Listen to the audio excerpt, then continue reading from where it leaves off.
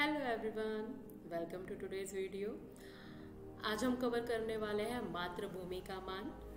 आगे बढ़ने से पहले please don't forget to like, share and subscribe. और अगर आपको कोई भी डाउट हो तो आप उसे कमेंट बॉक्स में डाल सकते हैं। चलिए फिर शुरू करते हैं जल्दी से। मातृभूमि का मान, इसे लिखा है हरे कृष्ण प्रेमी ने। कैरेक्टर्स की बात करते हैं पहले। राव हेमू, अभय सिंह, महाराणा लाखा, वीर सिंह, चारणी। ये कहानी है राजस्थान की। यहाँ पे जो अलग अलग जगहें हैं राजस्थान में, उनके अलग अलग राजा हैं। तो कहानी में हम दो जगहों की बात कर रहे हैं, बूंदीगढ़ और मेवाड़। तो चलो देखते हैं कि कौन कौन से राजा है यहाँ पे और इन राजवंश में कौन कौन से लोग काम करते हैं। सबसे पहले आता है बूंदीगढ़। बूंदीगढ़ के जो लोग हैं उन्हें हाड़ा कहा जाता है। ये हाड़ा वंश से है। यहाँ के राजा है राव हेमू और वीर सिंह का ये बर्थ प्लेस है। पर अब वो यहाँ पे नहीं रहता है, वो यहाँ पे काम नहीं करता है। वो मेवाड़ में रहता है, मेवाड़ के राजमहल में। मेवाड़ में है चित्तौड़, जहाँ पे उनका राजमहल है। और यहाँ के लोगों को सिसोदिया कहा जाता है। यहाँ के राजा हैं महाराणा लाखा। अभय सिंह इनका सेनापति है, वीर सिंह इनका सिपाही है और इनके महल में चारणी है। नाटक शुरू होता है एक कमरे के सीन से बूंदीगढ़ में। यहाँ पे राव हेमू और अभय सिंह के बीच में कुछ बात चल रही है। अभय सिंह कहता है, सिसोदिया वंश ने हाड़ाओं को हमेशा ही रिस्पेक्ट की नज़र से देखा है। राव हेमू कहता है, तो फिर तुम क्यों चाहते हो कि बूंदी मेवाड़ के अधीन हो जाए, बूंदी मेवाड़ के अंडर हो जाए। इस पर अभय सिंह कहता है कि हम राजपूत अलग अलग शक्तियों में बढ़ चुके हैं, जिससे कोई भी विदेशी शक्ति हम पे बहुत ही आसानी से हमला कर सकती है। इसीलिए ये बहुत ज़रूरी है कि हमारा एक कोई सेंटर हो, मतलब कि हेडक्वार्टर हो। इस पर राव हेमू पूछता है कि तुम वो सेंटर चित्तौड़ में क्यों बनाना चाहते हो। तो अभय सिंह कहता है कि इसमें कोई शक नहीं है कि चित्तौड़ हमेशा से ही सेंटर रहा है। अलग अलग जो राजवंश है वो हमेशा से चित्तौड़ के अधीन थे, मतलब कि चित्तौड़ के मेवाड़ के अंडर थे। तो राव हेमू कहता है कि ऐसा बिल्कुल नहीं है। बूंदी कभी भी मेवाड़ के अंडर नहीं था, अधीन नहीं था, वो किसी पे आश्रित नहीं था। बूंदी ने कभी किसी की गुलामी स्वीकार नहीं की है, चाहे वो विदेशी शक्तियां हों या फिर मेवाड़ का महाराणा। इस पर अभय सिंह कहता है कि हम राजपूतों को एक सूत्र में बंधने की जरूरत है, हमें एक माला में बंधने की जरूरत है। और अगर कोई ये माला तैयार कर सकता है तो वो है सिर्फ महाराणा लाखा, सिर्फ उन्हीं में ये शक्ति है। इस पर राव हेमू कहता है कि शक्ति की बात छोड़ो, हर राजपूत को अपनी शक्ति पर नाज है। बात रह गई राजपूतों को एक माला में बांधने की, तो वो माला पहले से ही बनी हुई है, हाथ टूटना जरूर शुरू हो चुकी है। इस पर अभय सिंह कहता है, पर हमें अनुशासन लाने की जरूरत है। अगर हम डिसिप्लिन में नहीं रहे तो हमारा देश टुकड़े टुकड़े हो सकता है। राव हेमू कहता है, प्यार से अगर हम अनुशासन लाने की कोशिश करें तो हाड़ा वंश तैयार है, पर शक्ति से अनुशासन नहीं लाया जा सकता। मेवाड़ के महाराणा को अगर हम पे तलवार उठानी है, अगर हमसे लड़ाई करनी है, तो उन्हें कोई नहीं रोक सकता। पर बूंदी हमेशा से ही स्वतंत्र राज्य रहा है और हमेशा ही रहेगा। ये सुनकर अभय सिंह कहता है कि ठीक है, लगता है फिर मुझे यहाँ से चलना चाहिए। राव हेमू कहता है, जैसी आपकी इच्छा। दूसरा सीन है चित्तौड़ के राजमहल का। यहाँ पर महाराणा लाखा बहुत ही टेंशन में यहाँ वहाँ टहल रहा है।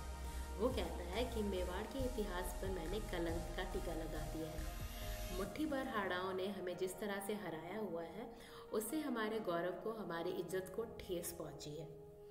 अभय सिंह कहता है कि महाराणा, दरबार में सभी आपके दर्शन का इंतजार कर रहे हैं। महाराणा कहता है, मैं दरबार में नहीं जाऊंगा। तुम जानते हो कि निमरा के मैदान में बूंदी के राव हेमू ने हमें किस तरह से हराया, हमें वहां से भागना पड़ा। ये बहुत ही कलंक की बात है। अभय सिंह कहता है कि पर आप थोड़ी सी बात के लिए इतना शोक क्यों मना रहे हैं। हाड़ाओं ने अचानक से रात को हमला कर दिया था, जिसकी वजह से डर कर हमारे सैनिक भाग खड़े हुए।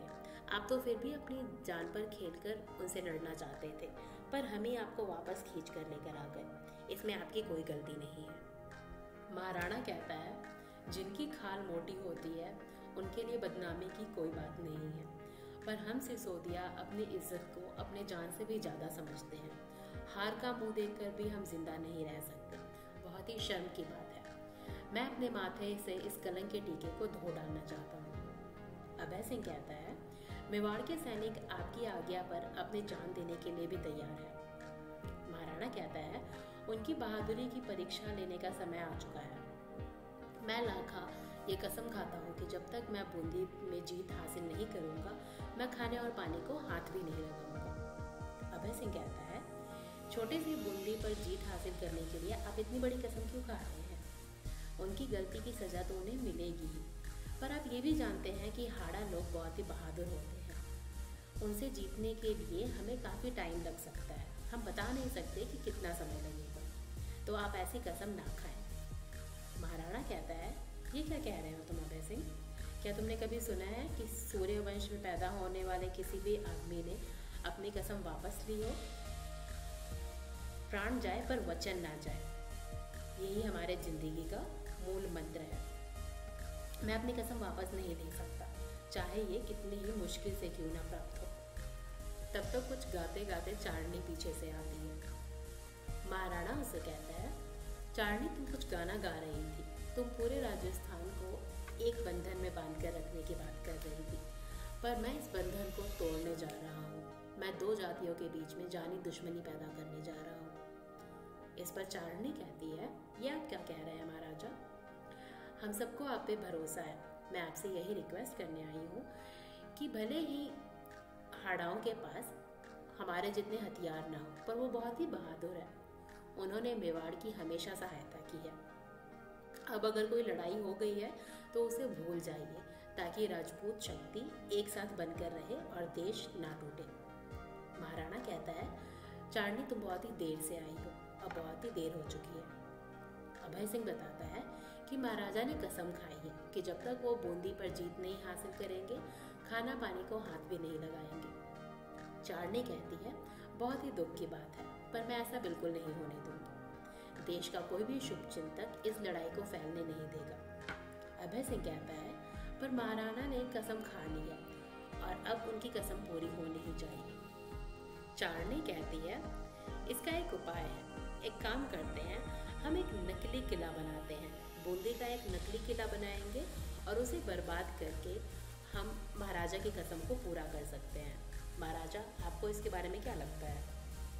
इस पर महाराणा कहता है, अच्छा, फिलहाल के लिए तो हम नकली किला बनाकर और उसे बर्बाद कर कर अपना कसम तोड़ सकते हैं, पर हाड़ाओं को उनकी गलती की सज़ा दिए बिना मुझे शांति नहीं मिलेगी।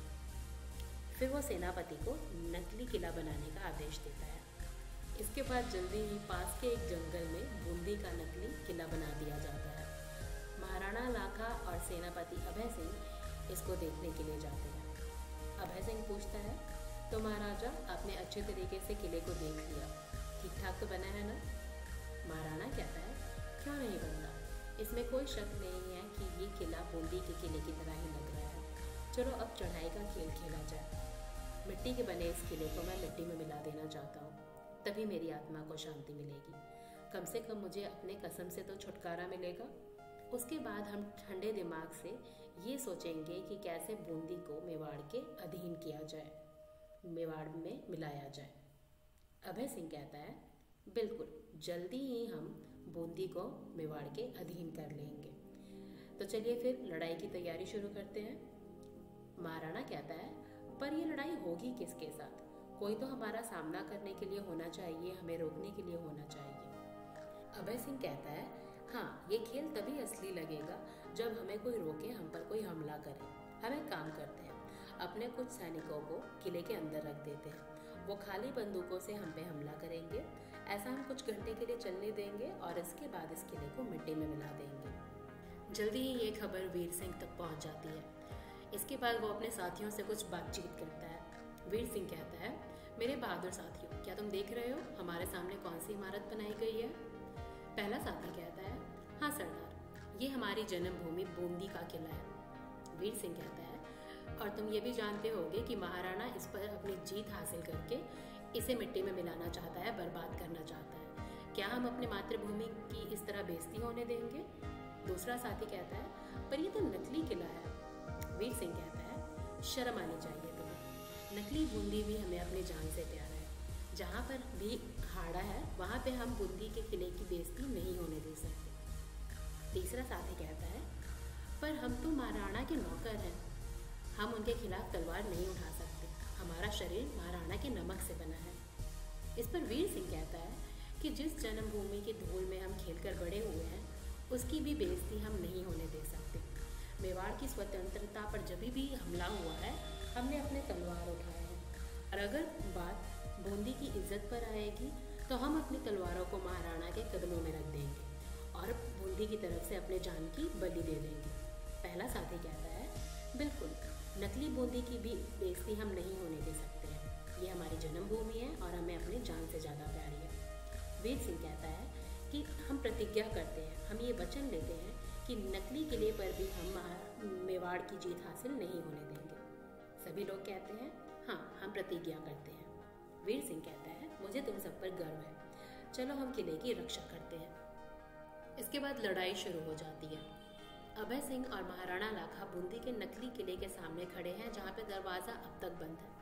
महाराणा कहता है सूरज डूबने को आया है, कैसी शर्म की बात है, बूंदी के इस नकली किले पर भी हम अब तक झंडा नहीं फहरा पाए। वीर सिंह और उसके साथी बहुत ही बहादुरी से लड़ रहे हैं अब तक। अभय सिंह कहता है हाँ महाराणा, हमें तो लगा था ये कुछ ही समय की बात है, ये खेल जल्दी ही खत्म हो जाएगा, पर खाली बंदूकों की जगह वीर सिंह और उसके साथियों ने हम पर गोलियां और तीर बरसाने शुरू कर दिए। इस अचानक से हुए हमले की वजह से हमारे सैनिक हैरान हो गए, पर उनकी युद्ध सामग्री खत्म होने वाली है, जो भी हथियार थे जल्दी ही खत्म हो जाएंगे किले के अंदर और जल्दी ही हम उस पर अपना झंडा फहरा पाएंगे और आपका कसम पूरा होगा। महाराणा कहता है ये भी अच्छा हुआ कि हमारे इस खेल में कुछ असलियत आ गई, अगर बिना कुछ किए ही हम जीत जाते तो मुझे बिल्कुल भी संतुष्टि नहीं होती, खुशी नहीं होती। सच पूछो तो मैं वीर सिंह की वीरता देखकर बहुत ही खुश हूँ, मैं चाहता था कि ऐसे वीरों की जान बचाई जा सके। अभय सिंह कहता है जब मैंने भी किले से हमला होते हुए देखा तो मैं हैरान था, मैंने कुछ देर के लिए सफ़ेद झंडा दिखाकर युद्ध को रोक दिया था और मैं किले के अंदर वीर सिंह से बात करने गया। मैंने उसे कहा कि अपने जान पर ना खेलो, पर उसने मुझे बताया कि बूंदी की इज्जत की बात है, इसके लिए मैं अपनी जान देने को भी तैयार हूँ। महाराणा कहता है कि वीर सिंह और उसके साथियों की इज्जत मेरे नज़रों में बढ़ चुकी है, अपनी जन्मभूमि के लिए वो अपनी जान देने के लिए भी तैयार है। देखो कैसे अकेला ही वीर सिंह हमारे सैकड़ों सैनिकों से लड़ रहा है। बहुत ही खुशनसीब है वो माँ जिसने ऐसे बेटे को जन्म दिया, और बहुत ही खुशनसीब है वो धरती जहाँ पे ऐसा बेटा पैदा हुआ। तब तक जोर से एक धमाका होता है। महाराणा कहता है लगता है गोले के वार से वीर सिंह और उसके साथी हमेशा के लिए सो चुके हैं, जाओ किले पर अपना झंडा फहरा कर आओ और साथ में वीर सिंह का शव अंदर लेकर आओ। अभय सिंह वहाँ से चला जाता है।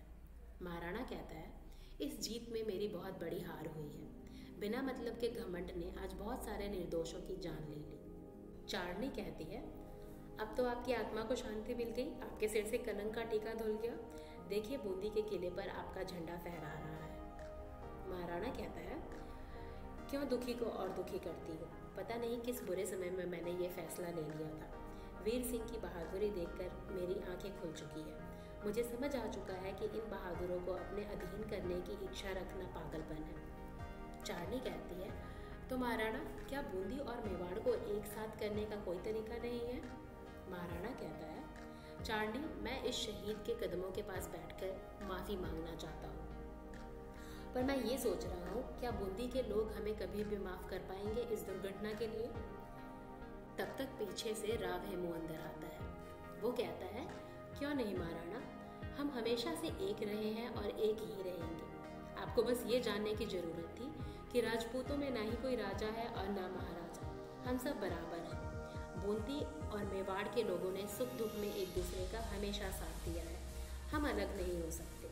वीर सिंह के इस बलिदान ने हमें अपने जन्मभूमि की इज्जत करना सिखाया है। महाराणा कहता है बिल्कुल महाराज, मैं सभी राजपूतों की तरफ से वीर सिंह की बहादुरी के सामने अपना सिर झुकाता हूँ। इसके बाद सभी वीर सिंह के सामने अपना सिर झुकाते हैं और कहानी ख़त्म हो जाती है। आई होप आप सबको कहानी अच्छे से समझ आ गई हो। कोई भी क्वेश्चन या डाउट हो तो आप कमेंट बॉक्स में उसे डाल सकते हैं। और अगर आपको वीडियो पसंद आई तो प्लीज़ लाइक और शेयर करें और चैनल को सब्सक्राइब करें।